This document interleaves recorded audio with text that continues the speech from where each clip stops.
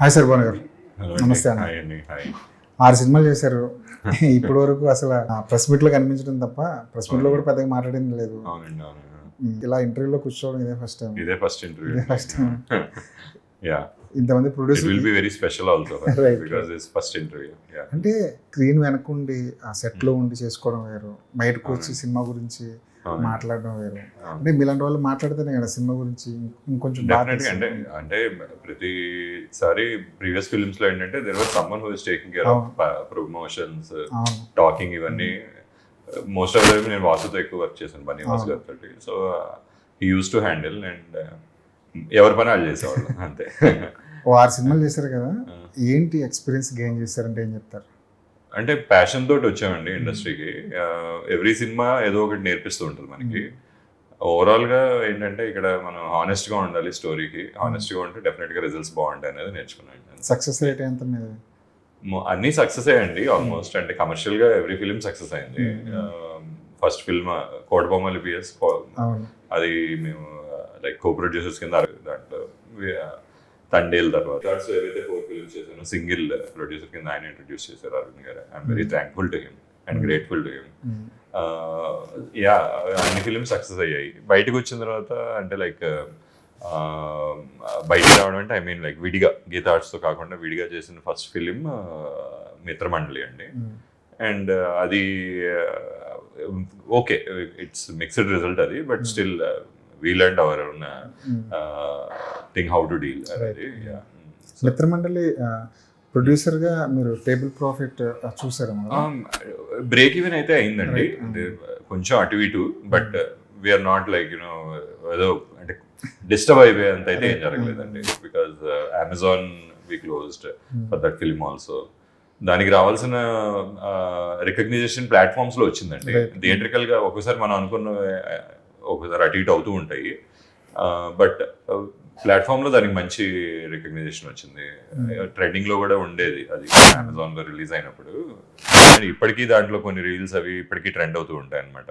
So yeah, ఎందుకు sir OTT platform లో చూసి ఫ్యాన్స్ వేరు, థియేటర్స్ చూసి వేరు అనేది ఏమన్నా అంటే ఒకటి నా అబ్జర్వేషన్ ఏంటంటే అండి, ఇప్పుడు ఫిలిం ఎక్సలెన్సీ ఉంటేనే సినిమాలు థియేటర్కి వస్తున్నారండి. అంటే లైక్ అది వాళ్ళకి ఆ థియేటర్ ఎక్స్పీరియన్స్ వాళ్ళు రికగ్నైజ్ చేసుకోవాలన్నమాట. ట్రైలర్ ద్వారా, మనం ఇచ్చే మెటీరియల్ ద్వారా.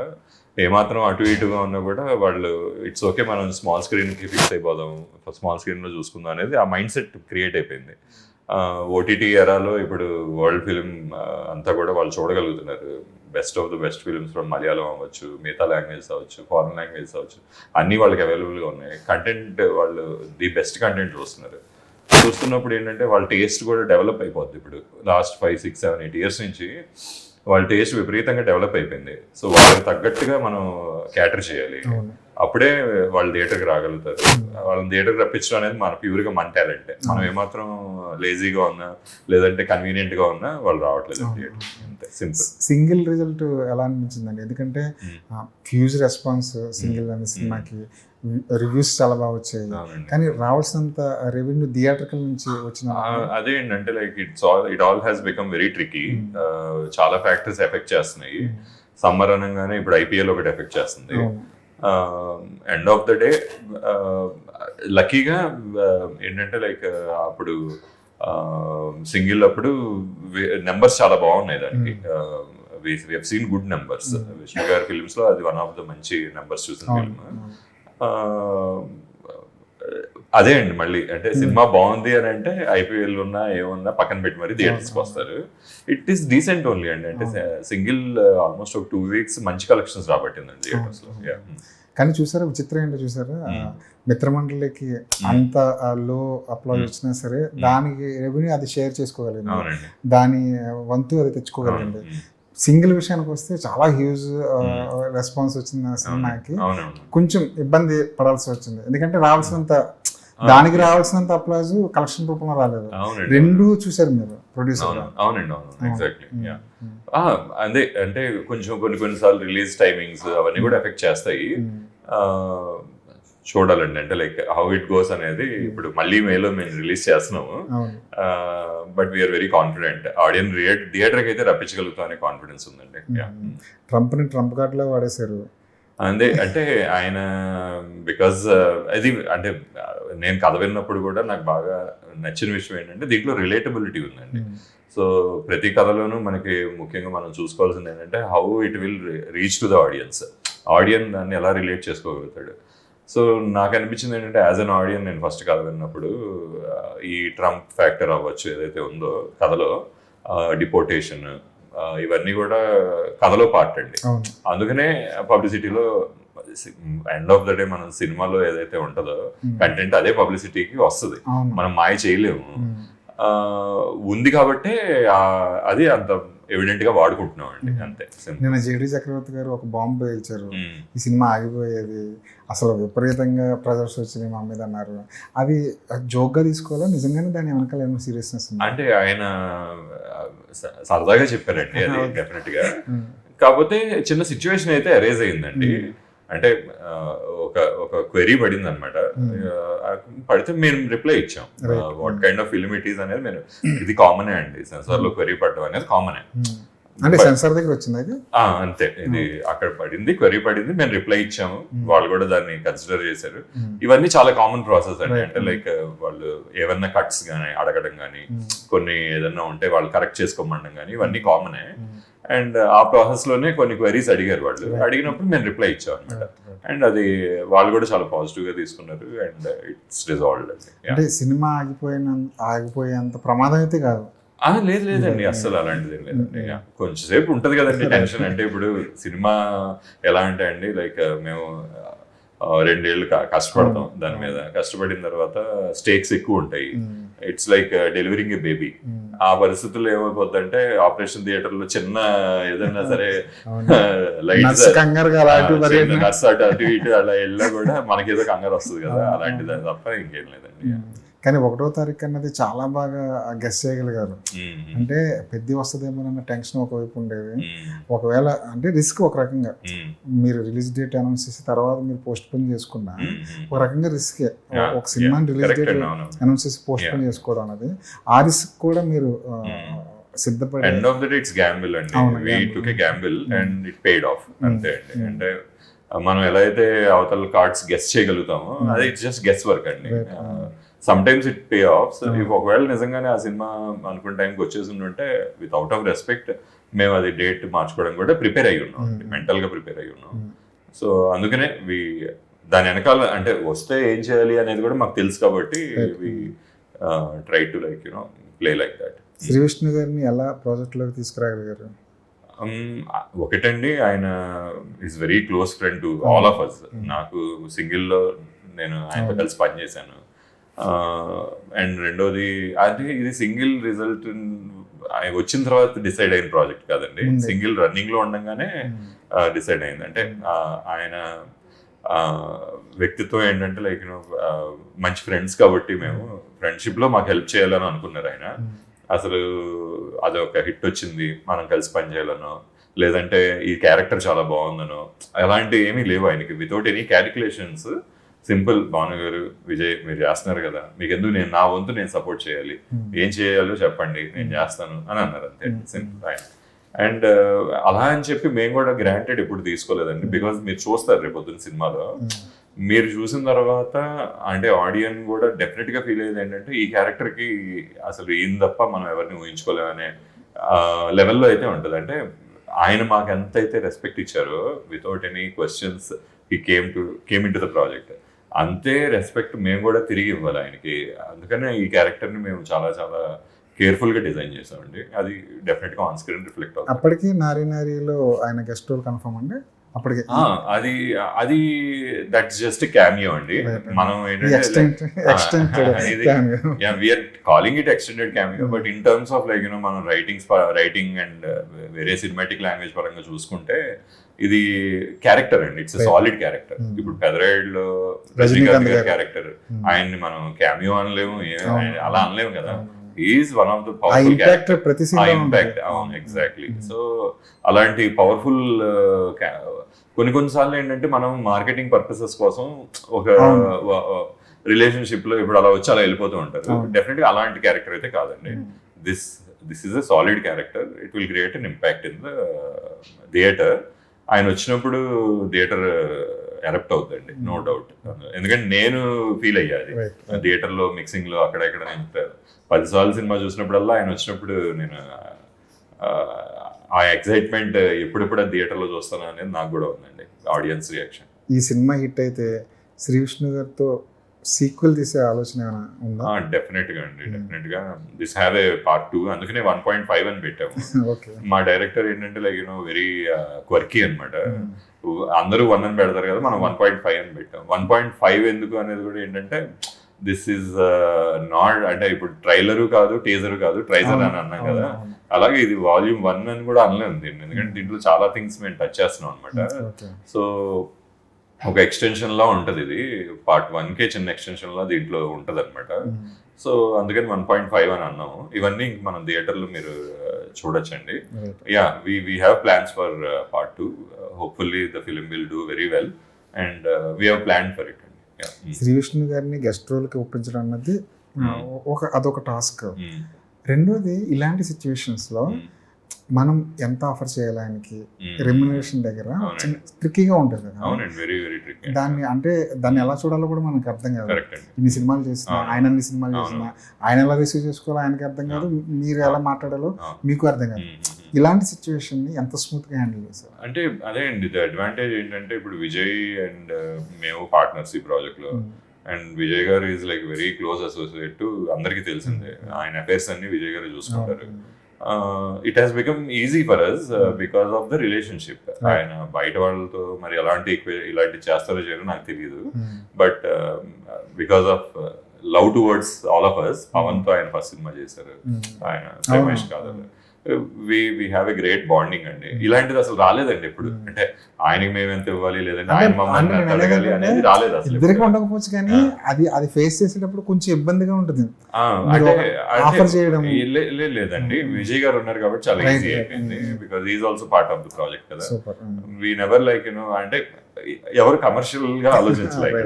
ఆయన చాలా స్వీట్. అంటే ఓవరాల్ గా there is no commercial thought process ఇక్కడ.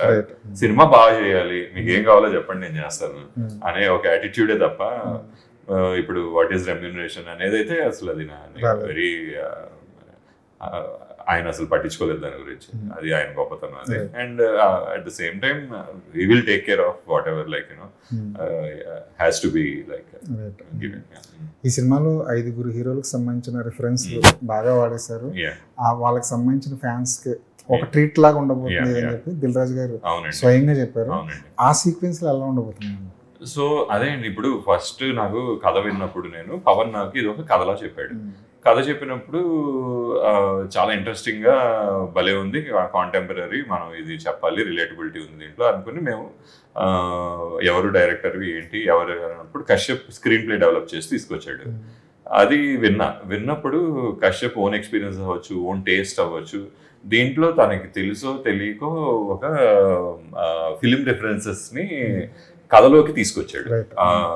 సో తీసుకొచ్చి చెప్పిన తర్వాత చాలా బాగా అనిపించింది అదనమాట. అంటే like there are lot of film references దీంట్లో. కానీ ఎక్కడన్నా సరే this is again not a parody or a spoof. So కానీ రిఫరెన్సెస్ ఉన్నాయి. దీన్ని అసలు ఏంటంటారు ఏంటి అంటే నాకు I know what is a parody, I know what is a spoof, కానీ అలా అనిపించట్లేదు ఇది. ఎందుకంటే ఇది part of the story telling లోనే ఇదంతా కూడా జరుగుతుంది. ఎక్కడ మీరు చూస్తున్నంతసేపు కూడా కథలో ఇన్వాల్వ్ అయి ఉంటారు. ఆ ఫిలిం రిఫరెన్స్ వచ్చినా కూడా ఇండైరెక్ట్ గాను డైరెక్ట్ గాను మీరు ఫీల్ అవుతారు, కానీ కథ నుంచి డిస్కనెక్ట్ అవ్వరు. అక్కడ ఆ రిలేషన్ అనేది మీరు ఎప్పుడు మెయింటైన్ చేసుకుంటూ ఉంటారు కథలో. నాకు అది ఫస్ట్ కథ విన్నప్పుడు అనిపించింది అనమాట. రీసెర్చ్ చేస్తే నాకు తెలిసింది ఏంటంటే దీన్ని యూజువల్గా హాలీవుడ్ లో దీనికి ఇది ఒక ప్రాక్టీస్ అండి. ఇది one of the type of narrative అనమాట. దీన్ని ఇంటర్టెక్స్చువాలిటీ అని అంటారు. సబ్ టెక్స్ట్ అనేది మనకు తెలుసు. సబ్ టెక్స్ట్ అంటే మనకి కథని ఇండైరెక్ట్ గా చెప్తూ ఉంటాం, డైరెక్ట్ గా కాకుండా త్రూ వేరియస్ రిఫరెన్సెస్. సో దీన్ని ఇంటర్టెక్స్చువాలిటీ అంటారు. అంటే like for example pulp fiction ఉంది. పల్ప్ ఫిక్షన్ లో ఆయన ఆ టైంలో ఉన్న వెరీ పాపులర్ మేమ్ రిఫరెన్సెస్ అన్ని కూడా కథలో కలిపేశాడు ఆయన, రైట్. కథలో కలిపి వాడాడు అనమాట. సో నాకు ఆ తర్వాత రీసెర్చ్ చేసిన తర్వాత నాకు అర్థమైంది ఏంటంటే, ఓహో ఇది ఒక రకమైన way of telling the story. And Kashyap ఒక డెఫినెట్ గా ఇది ఒక ఎక్స్పెరిమెంటల్ గా తీసుకొచ్చాడు దీని కథలోకి. ఇప్పుడు మద్రాస్ పదం అని చెప్పి తమిళ పడం అని ఒక సినిమా ఉంటుంది. మన సుడిగాడులా తీసాం. అవునండి, అది కూడా మీరు చూస్తే ఒక కథ జరుగుతుంటది కానీ వేరియస్ ఫిల్మ్ రిఫరెన్స్ వస్తుంటాయి. అది కొంచెం ఒక రకంగా చెప్పాలంటే అది కొంచెం ప్యారడీలోకి వెళ్తుంది. అది వితౌట్ ఎనీ ప్యారడీ మనం ఏం చేసామంటే we're celebrating the films of our you know era, and దాన్ని మేము వాటికి ఒక ట్రిబ్యూట్ ఇచ్చుకుంటూ వాటిని మా కథలోకి తీసుకొచ్చాం అనమాట. సో దట్ ఏంటంటే ఆడియన్స్ అది వచ్చినప్పుడు ఆ రిలేషన్షిప్ తోటి ఆ సీన్ కి ఇంకా బాగా కనెక్ట్ అవుతాడు. సో అలా యూజ్ చేయడం జరిగింది. ఈ మధ్య ధురంధర్లో కొన్ని సెగ్మెంట్స్ మనం చూసాం. అవునండి, ఒక యాక్షన్ ఎపిసోడ్ జరుగుతుంటుంది, ఒక పాపులర్ హిందీ సాంగ్ వస్తుంటుంది. అంటే యాక్షన్ ఎపిసోడ్ కి దానికి క్వైట్ కాంట్రాస్ట్ ఉన్నప్పటికీ కూడా దాన్ని ఎంజాయ్ చేస్తాం, ఆ మూడ్ లోకి వెళ్తుంటాం. అవునండి, ఇది కూడా దాన్ని అలా అనుకోవచ్చు. డెఫినెట్ గా అండి, డెఫినెట్ గా. ఏదైతే ఇప్పుడు ఒక కరెంట్ నెరేటివ్ ట్రెండ్ ఉందో, we try to like use those narrative trends. Editing లో చూస్తారు మీరు రేపు, అలాగే మ్యూజిక్ లో చూస్తారు. వీ ట్రైడ్ అవర్ బెస్ట్ అండి. Let's see, this is definitely ఒక రకమైన ఎక్స్పెరిమెంట్. కథ ఉంది దీంట్లో, సాలిడ్ ప్లాట్ ఉంది, మంచి క్యారెక్టర్స్ ఉన్నారు, అద్భుతమైన యాక్టర్లు కుదిరారు దీనికి, అన్నీ ఉన్నాయి దీంట్లో. ఇప్పుడు ఏంటంటే కాకపోతే at the same time this is also slightly an experimental zone. Second half towards second half వచ్చేటప్పటికి ఫిల్మ్ రిఫరెన్సెస్ అవన్నీ వస్తూ ఉంటాయి. అలా అట్ ద సేమ్ టైం కథ పరిగెడుతూ ఉంటుంది. వర్కౌట్ అవుతుంది అనేది నా hope. But at the same time ఏంటంటే మనం ఎప్పుడు క్యాలిక్యులేటెడ్ గా ఉంటే కొత్త రకమైన ప్రయత్నాలు చేయలేమండి. We took the risk. Experiment చేసినప్పుడు ఒక రిస్క్ ఉంటుంది. We hope it will definitely pay out in the theatre. మేము ఎంజాయ్ చేసాము, ఆడియన్స్ కూడా ఎంజాయ్ చేస్తారు అనేది మాకున్న నమ్మకం. ఎవరెవరి రిఫరెన్స్ కనబడతాయి? మల్టిపుల్ రిఫరెన్స్ ఉన్నాయి. అది మనం మీరు ఆల్రెడీ ట్రైలర్ లో చూసారు. వాటి సలార్ రిఫరెన్స్ ఒకటి ఉంది, అది యాక్షన్ సీక్వెన్స్ వచ్చినప్పుడు అలా అలా యూజ్ చేసాం అనమాట. అండ్ కేజీఎఫ్ రిఫరెన్స్ ఫస్ట్ నుంచి చూస్తున్నారు మీరు. అండ్ మీరు ఇంకా మల్టిపుల్ చూస్తారండి. Let's keep it as surprise for the audience. Theatre లో వచ్చిన ఆడియన్స్ అది మనం సర్ప్రైజ్ కింద ఉంచుతాం. గోలిమర్ పాటని రీమిక్స్ చేశారంటే? యా అవునండి, చేసామండి. యా, ఎందుకంటే అందులో లిరిక్స్ అవన్నీ కూడా మనకి చాలా సిచ్యువేషన్ తగ్గట్టుగా ఉంటాయి. సో అందుకని ఆ రైట్స్ కోసం ఏమైనా కష్టపడ్డారా? అంటే we have taken the rights and we paid and we have taken the rights. అంటే మంచి అమౌంట్ పే చేశారా? ఈ మధ్య పాటలు తీసుకోవాలంటే చాలా కష్టం అండి. We have to buy the right and remix కి మళ్ళీ దానికి వాళ్ళతో డిస్కషన్ చేసుకుని వాళ్ళ పర్మిషన్ తీసుకుని మంచి సాలిడ్ ట్రాక్ డెవలప్ చేసామండి. అది మీరు థియేటర్ లో దానికి మంచి అప్లాజ్ వస్తుందని అనుకుంటున్నాం. దాన్ని తర్వాత విడిగా కూడా రిలీజ్ చేయాలనే ప్లాన్ లోనే ఉన్నాం. కశ్యప్ వర్కింగ్ స్టైల్ చూసిన తర్వాత మీకు ఎవరైనా గుర్తొచ్చారా ఒక కాంటెంపరీ డైరెక్టర్? అంటే యా డెఫినెట్ గా కశ్యప్ కి విట్ ఎక్కువ, అంటే ఒంటి నిండా ఎటకారమే మనకి. కలిసినప్పుడే స్టార్టింగ్ లోనే నార్మల్ గానే కథ చెప్పేటప్పుడేనే కాదు, యూజువల్ గా కూడా తనతో ఏమైనా మాట్లాడేటప్పుడు చాలా విటీగా ఉంటాయి అన్నమాట తన కన్వర్జేషన్స్. అది తన స్క్రిప్ట్ లో కూడా రిఫ్లెక్ట్ అవుతూ ఉంది. Because our character is our story అన్నట్టు మనం ఏదైతే మన పర్సనాలిటీ ఎప్పుడు రిఫ్లెక్ట్ అవుతుంది మన రాసే కథల్లో. సో ఆ విట్ 100% నేను ఎంజాయ్ చేసేవాడిని. తనతో కూర్చోబెట్టి మాట్లాడి ఆ మాటల్లో తను ఏదైనా అంటూ ఉంటే అవి ఎంజాయ్ చేయడం అనేది మాకు బాగా అలవాటు అయిపోయింది అనమాట. అంటే నాకు అనిపించింది ఏంటి అని అంటే, ఒకప్పుడు అంటే లైక్ మనం కొంచెం వెనక్కి వెళ్తే జంజాల్ గారి సినిమాల్లో ఆయన వెటకారం అసలు పీక్స్ లో ఉండేది. ఆయన ఫర్ ఎగ్జాంపుల్ చెప్పాలంటే ప్రతిదీ ఆయన ఒక రకమైన చిన్న వెటకారం తోటి, ఒక చిన్న సర్కాజం తోటి ఉండేది కామెడీ. ఈవెన్ ఫర్ ఎగ్జాంపుల్ దేవుడికి పూజ చేసేటప్పుడు ఆ పటాలు మసంత, అంటే అది కూడా అంటే అతి ప్రేమ అతి భక్తి కూడా ఒక రకమైన కామెడీ కింద వాడుకున్నారు కదా. అసలు ఆ దేవుడు ఎవరో కూడా తెలియదు. అవునవును, ఎగ్జాక్ట్లీ. సో అది మనకి అది ఎంత డీప్ కామెడీ అండి. అంటే లైక్ అది ఓ రకంగా చెప్పాలంటే చాలా సెన్సిటివ్ అది, యాక్చువల్ గా చాలా సెన్సిటివ్ అది. అవును. సో అలా అలాంటి ఒకటి నాకు గుర్తొచ్చింది అనమాట. మన కశ్యప్తో వర్క్ చేసేటప్పుడు అలాంటి కామెడీ ఒకటి మనం మిస్ అవుతున్నాం కదా, ఈవీవి గారు, జంధ్యాల గారు. అండ్ దాన్ని న్యూ ఏజ్ లోకి తీసుకొస్తే న్యూ ఏజ్ ఫిల్మ్ మేకింగ్ లోకి ఎలా ఉంటది అనేది ఎగ్జాక్ట్ అలా అనిపించిందండి నాకు కశ్యప్ తో వర్క్ చేస్తూ ఉంటే. దిల్ రాజు గారు రావడం మీ టీంలోకి ఎంతవరకు ఈ సినిమాకి హెల్ప్ అయినా? డెఫినెట్ గా అండి, ఎక్స్ట్రీమ్లీ హెల్ప్ఫుల్. ఆయన వెరీ న్యూ ఏజ్ టేస్ట్ ఉన్న ప్రొడ్యూసర్ ఆయన. ఇలాంటి సినిమాకి ఆయన రావడం ఏంటంటే డిస్ట్రిబ్యూషన్ హెడేక్ ఏదైతే మాకు ఉంటుందో అది పూర్తిగా రిజాల్వ్ అయిపోయింది. అండ్ మాకు కాన్ఫిడెన్స్ వచ్చింది because he seen the film and he loved it. మాకు కాన్ఫిడెన్స్ వచ్చింది. ఇంకొన్ని ఆయనతో డిస్కస్ చేసి ఆయన ఏదైనా అడ్వైస్ తీసుకుని దాని తగ్గట్టుగా మేము ఎడిట్లో కూడా కొంచెం చిన్న చేంజెస్ అవి చేసి we're now very confident. Tarun Bhaskar promotion లో లేకపోవడం చిన్న లోటుగా కనిపిస్తుంది. అదే అంటే తను ఎప్పటి నుంచో ప్లాన్ చేసుకుంటున్నాడు ఇవన్నీ అనేది. మా సినిమాలో కూడా ఏంటంటే మేము కొన్ని డీలేస్ అనివార్యంగా వస్తూ ఉంటాయండి, అనుకోకుండా డీలేస్ వస్తూ ఉంటాయి. తను పాపం ఎప్పటి నుంచో ప్లాన్ చేసుకున్నాడు ఏప్రిల్ షూట్ అనేది. ఇక్కడ ఏంటంటే ఎవరు ఏమి ఎవరిని ఏమి అనలేము. తనని మేము అర్థం చేసుకోవాలి, అర్థం చేసుకున్నాం. ఎందుకంటే తను చాలాసార్లు పాపం మా కోసం వెయిట్ చేశాడు, మా కోసం తను ఎలకేట్ చేసుకుని ఉన్నాడు డేట్స్ అవి. కొన్ని రీజన్స్ వల్ల మేమేదో చేయలేకపోయాము కొన్నిసార్లు షూట్. మాకు మధ్యలో అప్పుడు అక్టోబర్లో ఏదో మా ఫిలిం రిలీజ్ ఉండి మా హడావిడిలో మేము ఉన్నాము. ఆ టైంలో కొన్ని డేట్స్ అవి వేస్ట్ అయ్యాయి.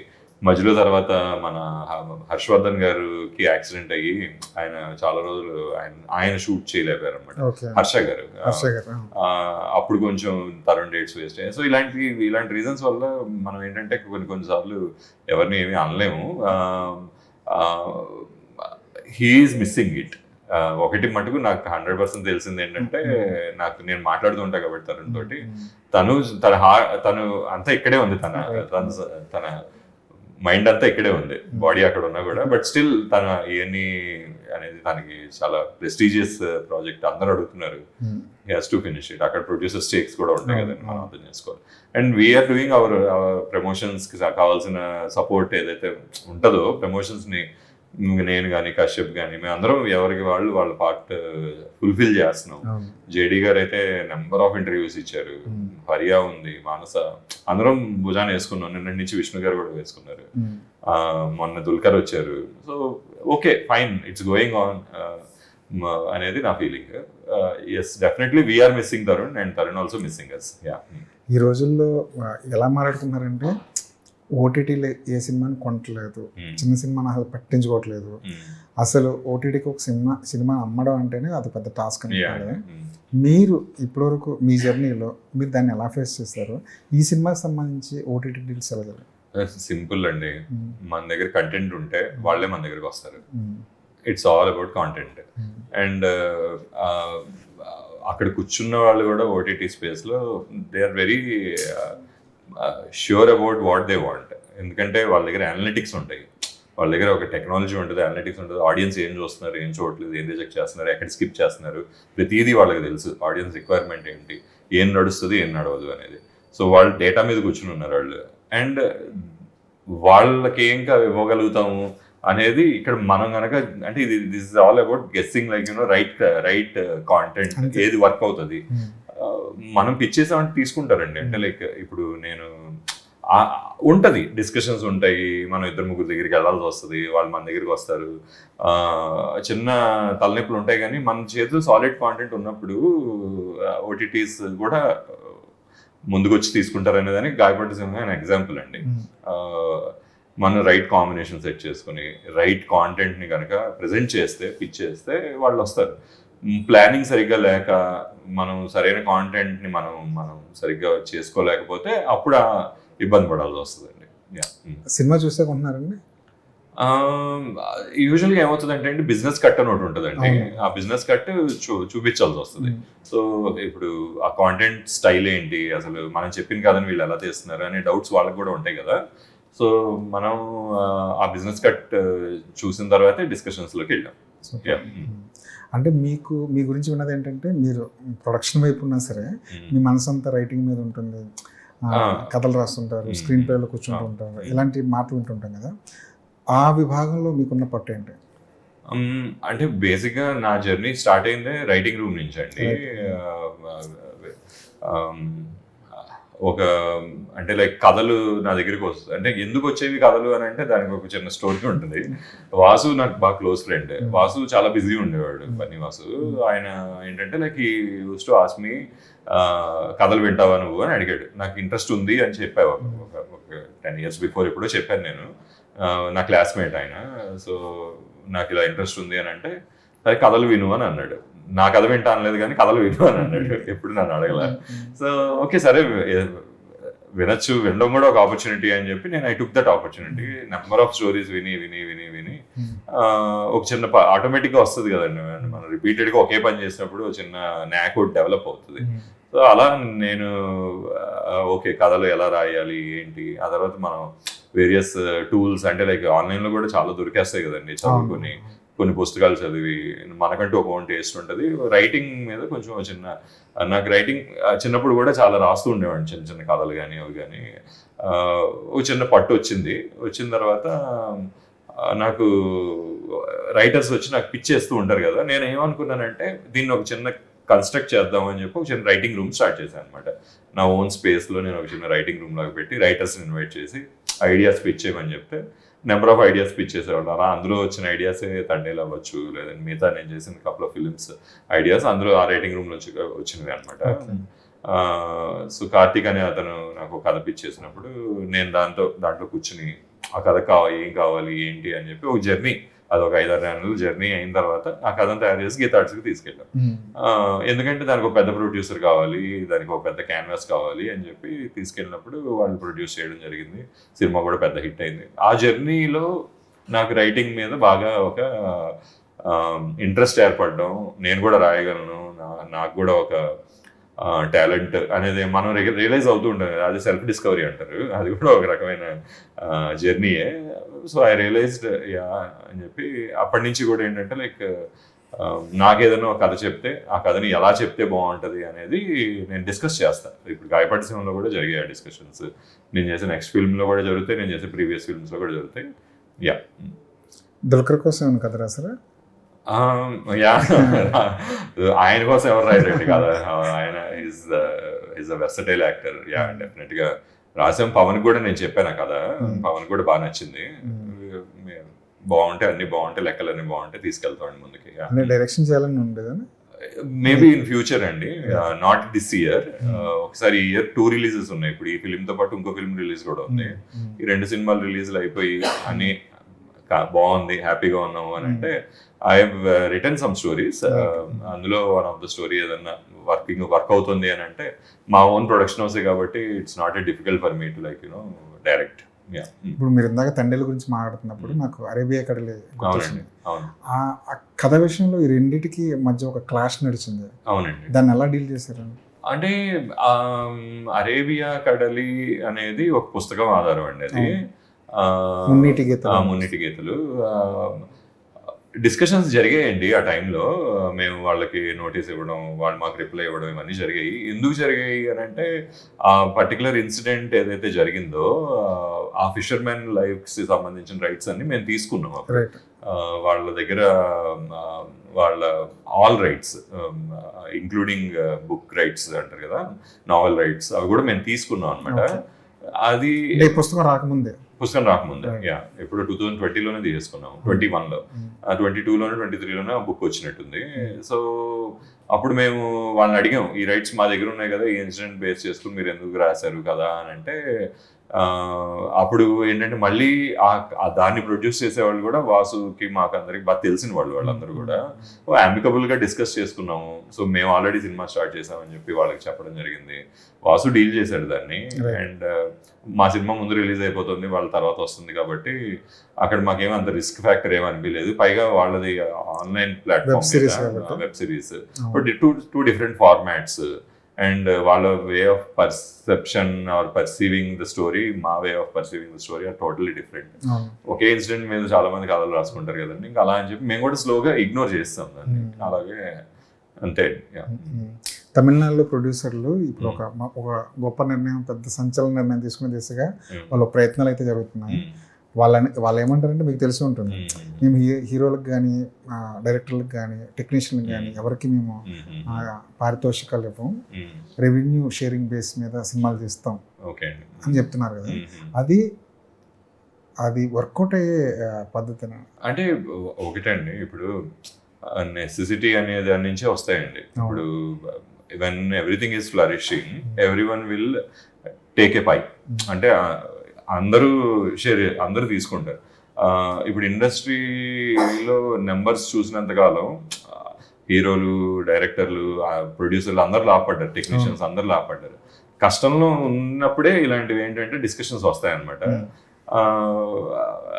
మార్కెట్ వెన్ చేంజెస్, డైనమిక్స్ కూడా చేంజ్ అవుతాయి, వే ఆఫ్ వర్కింగ్ చేంజ్ అవుతుంది, అన్ని చేంజ్ అవుతాయి. ఆ పార్ట్లో జరిగే డిస్కషనే. అంటే ఇది వాళ్ళు ఏదో ఒక ఎజెండా కింద పెట్టుకుని చేస్తున్నారు, కానీ అది ఆల్రెడీ సటిల్గా మనకి విషయం ఉంటే మనం చేసుకోవచ్చండి. ఇప్పుడు జరుగుతున్నాయి, మన ఇండస్ట్రీలో కూడా జరిగేదే అది. ఇప్పుడు నాకు తెలిసి నేను విన్నవి పేర్లు చెప్పకుండా నేను చెప్పాలంటే హీరోలు చేస్తున్నారండి, అలాగా పార్ట్నర్షిప్ లో చేస్తున్నారు. అదేమి కొత్త ఏం కాదు. దాన్ని ఎందుకు అలా ఒక ఆర్గనైజేషన్ లాగా తీసుకొద్దాం అనుకుంటున్నారో, ఓ పాలసీ లాగా నాకు అర్థం కాలేదు. కానీ ప్రాబ్లం ఎక్కడ వస్తుంది అంటే అందరూ ఒక మ్యూచువల్ అండర్స్టాండింగ్ తో ఒక సినిమా చేస్తే అలాగా ప్రాబ్లం ఉండదు, కానీ ఇది తప్పకుండా చేయాల్సిందే. అంటే ఒక రూల్ కన్స్ట్రక్షన్ చేస్తే, అంటే ఇప్పుడు ఏదన్నా సరే ఎవరి ఇష్టం వాళ్ళదండి. ఇప్పుడు నేను జీతం ఇస్తాను, పని చేస్తావా అని అంటే వచ్చేవాడు ఒకలా ఉంటాడు. లేదు నాతో పాటు నాకు వచ్చే పార్ట్నర్షిప్ ప్రాఫిట్స్ లో నీకు పార్ట్నర్షిప్ ఇస్తానంటే ఎవరిష్టం వాళ్ళండి. ఇప్పుడు దాన్ని మనం పాలసీ చేయాలి అని అనుకోవడం అనేది మరి ఎందుకు అనుకుంటున్నారో ఇంకా అది. కానీ మీరు అన్నట్టు మన ఇండస్ట్రీలో చాలా మంది పెద్ద హీరోలు ప్రొడక్షన్ ఉంది, వాళ్ళు పార్ట్నర్షిప్ చేయడానికి రెడీగా ఉన్నారు. బిహైండ్ ది స్క్రీన్ అదే జరుగుతుంది. దాన్ని ఇలాగే చెయ్యాలి అని అనడం ఇప్పుడు అది నాకు వింతగా ఉంది. చూద్దామండి ఏం జరుగుతుంది. ప్రొడ్యూసర్ గా ఇక్కడ ప్రయాణం సేఫ్ అంటారా? 6 సినిమాలు చేశారు కాబట్టి ఆ ఎక్స్పీరియన్స్ చెప్పండి. Most thankless job is producer అండి. అస్సలు సేఫ్ కాదు, వెరీ వెరీ వెరీ రిస్కీ. అంటే మనకి విపరీతమైన పిచ్చి, ప్యాషన్, ఇంకా లైక్ యూనో ఉంటే తప్ప ఇక్కడ ఇది ఇందులో ప్రాఫిట్స్ కూడా చాలా మార్జినల్ అనమాట. ఇదే ఇంట్రెస్ట్, ఇదే ఎనర్జీస్ మనం వేరే ఇండస్ట్రీలో పెట్టామంటే లాట్ ఆఫ్ మనీ చూడొచ్చు జాగ్రత్తగా చేసుకుంటే. ఎంత తెలివితేటలు వేరే చోట పెడితే ఇది వెరీ డిఫికల్ట్ ఇండస్ట్రీ అండి. సక్సెస్ రేట్ మీకే తెలుసు, హార్డ్లీ 5 to 10% ఉంటుంది. బట్ స్టిల్ వీఆర్ హియర్ అంటే మీరు అర్థం చేసుకోండి మాకు ఎంత ప్యాషన్ ఉందో. అండ్ సో మీరు అడిగిన క్వశ్చన్ కి ఆన్సర్, ఇట్స్ వెరీ డిఫికల్ట్. మీరు బాగా డబ్బులు చూసిన సినిమా ఏంటి? అంటే నేను కో-ప్రొడ్యూస్ చేస్తూ వచ్చానండి గీతాలో. నేను చూసింది గీతా ఆర్ట్స్ కూడా బాగా లైక్ బాగా ప్రాఫిట్స్ చూసిన సినిమా ఏదైనా ఉందంటే తండేల్ అండి. తండేల్ సింగిల్ 2 చాలా బిగ్ నెంబర్స్ వచ్చాయి. తండేల్ పెద్ద హ్యూజ్ బడ్జెట్ సినిమా కాబట్టి హ్యూజ్ బడ్జెట్, రిటర్న్స్ కూడా డీసెంట్ రిటర్న్స్ అండి అవి. నెక్స్ట్ ఏం చేయబోతున్నారు? నెక్స్ట్ ఒక హారర్ ఒకటి ఉందండి. ట్రూ హారర్ వచ్చి చాలా రోజులు అయిపోయింది. మనం ఒక హాలీవుడ్ లెవెల్ హారర్ ఎంజాయ్ చేసి, ఇప్పుడు ఇండోనేషియన్ హారర్ కూడా చాలా పాపులర్ అండి. ఆ టైప్ ఆఫ్ హారర్ వచ్చి చాలా రోజులు ఒక మంచి హారర్ చేద్దామని ఉంది. అది మేము స్టార్ట్ చేసామండి, ప్రాజెక్ట్ షూటింగ్ జరుగుతుంది, త్వరలో అనౌన్స్ చేస్తాము. డైరెక్టర్ ఎవరు? కొత్త అతనే అండి. We are introducing. టీమ్ అంతా కొత్తదా? ఆల్మోస్ట్ కొత్తదే, మేము ఉన్నాము season people. So we are working on it and we will soon release the film. దాని తాలూకా ప్రమోషన్స్ కూడా ఈ ఫిలిం అయిన తర్వాత స్టార్ట్ చేస్తాం. ఫైనల్ గా May 1st మీ సినిమా చూడడానికి వస్తున్న ఆడియన్స్ కి ఏం చెప్తారు? మీరు ఎంజాయ్ చేయడానికి ప్రిపేర్ అయ్యారండి. ఇది కామెడీ ఫిలిం లాగా ప్రొజెక్ట్ చేసాము, కానీ కామెడీతో పాటు చాలా ఎలిమెంట్స్ ఉన్నాయి దీంట్లో. ఇది ఒక మల్టీ జానర్ ఫిలిం అండ్ మీకు డెఫినెట్గా కొత్త ఎక్స్పీరియన్స్ ఇస్తుంది. మీరు ఎంత నవ్వుకుంటారో, నవ్వుతో పాటు మీకు ఒక మంచి ఎక్స్పీరియన్స్ కూడా ఇస్తుంది. ఇది థ్రిల్స్ ఉంటాయి, సర్ప్రైజెస్ ఉంటాయి. Be prepared for all that and enjoy when your favourite hero references comes. You will definitely enjoy. And మీ చైర్స్ మీ విజిల్స్ కోసం మేము వెయిట్ చేస్తున్నాం థియేటర్లో. ఈ సినిమా గురించి మీరు ఏం పెట్టుకున్నా సరే అది బంగారం అయిపోతుంది. ఎందుకంటే శ్రీ విష్ణుని తీసుకొచ్చారు, ట్రంప్ని వాడుకున్నారు. May 1st చాలా ideal release date. Cinema release ముందే మీరు ఓటీటీ డీల్ క్లోజ్ చేశారు. ప్రమోషన్ కూడా కొత్తగా వస్తున్నారు. సో ఇవన్నీ మీకు ఒక ఫ్రూట్స్ ఇచ్చి ఈ సినిమా పెద్ద హిట్ అవ్వాలని కోరుకుంటున్నాను. థ్యాంక్ యూ అండి, thank you so much, thank you sir.